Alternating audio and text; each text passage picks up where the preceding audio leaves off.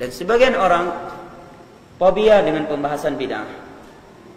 Sangat-sangat alergi dengan pembahasan bid'ah. Fobia dengan ceramah bid'ah. Padahal yang pertama kali, yang paling sering, yang paling tegas dalam masalah bid'ah ini adalah Nabi SAW. Fobia dengan pembahasan bid'ah berarti fobia dengan hadis-hadis Nabi SAW. Sekian banyak hadis Nabi yang menerangkan bahaya bid'ah dan ancaman Nabi terhadap para pelaku bid'ah. Kita bahas kaidah umum, bukan kita tidak membahas personal manusia ya. Jangan dipolitisir. Di dalam hadis Jabir yang diriwayatkan oleh Imam Muslim, Nabi di setiap khutbah Jumat mengawali khutbahnya salah satunya adalah dengan ucapan beliau setelah membaca innal hamdalillah 3 ayat dari surat Ali Imran, ya ayyuhalladzina amanu taqullaha haqqa tuqatih wa la tamutunna illa wa antum muslimun. Kemudian ayat pertama dari surat An-Nisa, ya ayyuhan nasu taqu rabbakumul ladzi khalaqakum min nafsin wahidah. Ya. Kemudian ayat dari akhir surat Al-Ahzab, ya ayyuhalladzina amanu taqullaha wa qulu qawlan sadida. Ya, sampai ayat berikutnya. Setelah itu Nabi menyatakan amma ba'd fa inna asdaqal hadits kalamullah wa khairal hadi hadi Muhammadin sallallahu alaihi wasallam wa syarrul umuri muhdatsatuha fa inna kulla muhdatsatin bid'ah wa kulla bid'atin dhalalah wa kulla dhalalatin finnar. Ketahuilah, sebaik-baik ucapan adalah firman Allah, sebaik-baik petunjuk adalah petunjuk Muhammad sallallahu alaihi wasallam, dan sejelek-jelek perkara adalah perkara baru yang diada-adakan dalam urusan agama. Dan itulah bid'ah, dan setiap bid'ah adalah sesat, dan setiap kesesatan tempatnya neraka. Ingat, kita bahas kaidah umum, kita tidak membahas personal manusia. Ini setiap khutbah Jumat Nabi sampaikan. Apakah kita akan fobia dengan pembahasan bid'ah? Yang itu merupakan pembahasan yang Nabi kita sallallahu alaihi wasallam. Hadis yang lain adalah hadis yang diriwayatkan oleh Imam Ahmad, Imam Tirmidzi, Al-Imam Ibnu Majah dan Al-Imam Abu Daud dari sahabat Irbad bin Sariyah radhiyallahu anhu. Nabi sallallahu alaihi wasallam setelah menyampaikan mau'izah yang membuat para sahabat menangis, hati-hati mereka bergetar. Maka para sahabat berkata, "Ya Rasulullah, ka'annaha mau'izatu muwaddi'." Wahai Rasulullah, sepertinya nasihat ini nasihat orang yang ingin berpisah. Fa'ausina, kalau demikian tinggalkan wasiat untuk kami wahai Rasulullah. Maka Nabi pun bersabda, usikum bitaqwallah wa sam'i wa ta'ah wa in ta'ammara alaikum abdun habasyi.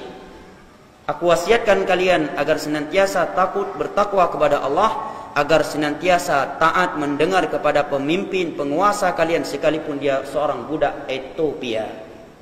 Dari Ethiopia. Secara syar'i khalifah tidak boleh kecuali dari kabilah Quraisy.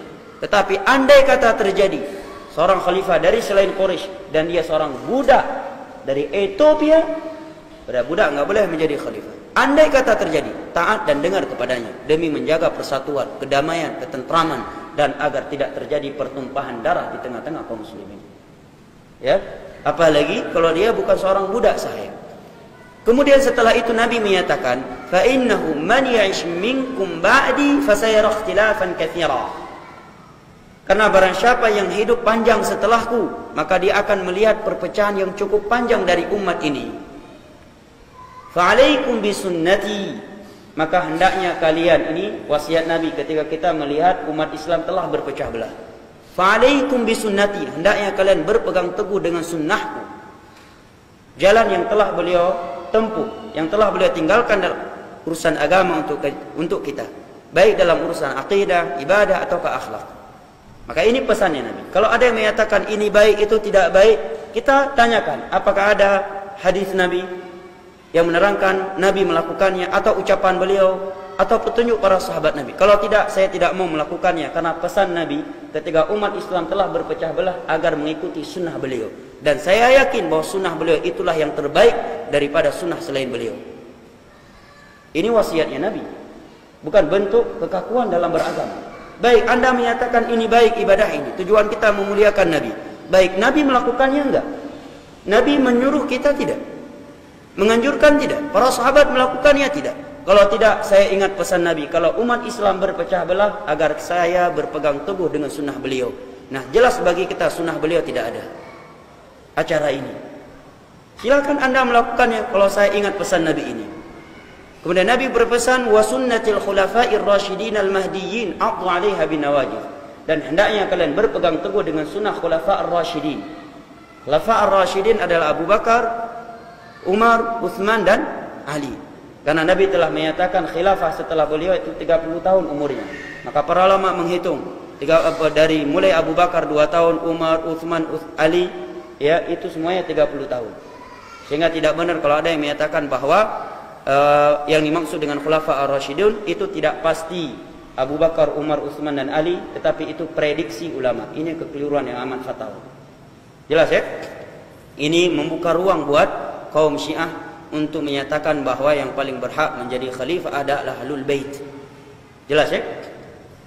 Maka Nabi menyatakan berpegang teguhlah kalian dengan sunnahku dan sunnah khulafa ar-rasyidun.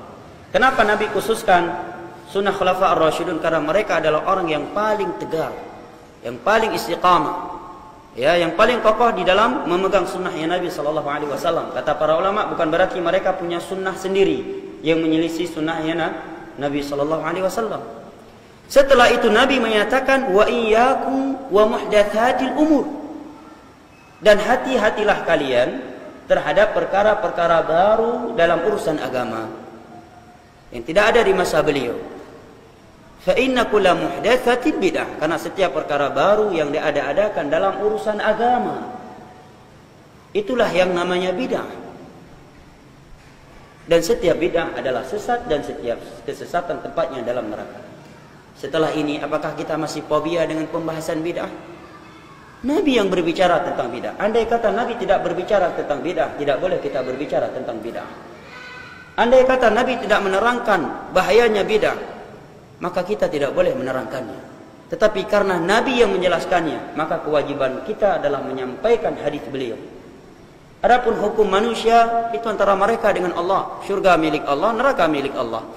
Dan kita tetap tidak boleh menganggap diri yang paling sempurna dan sudah pasti masuk syurga dan selamat neraka. Enggak, ini masalah lain. Ini masalah hukum agama, kita terangkan sebagaimana yang datang dari Allah dan Rasulnya dengan pemahaman para sahabat Nabi.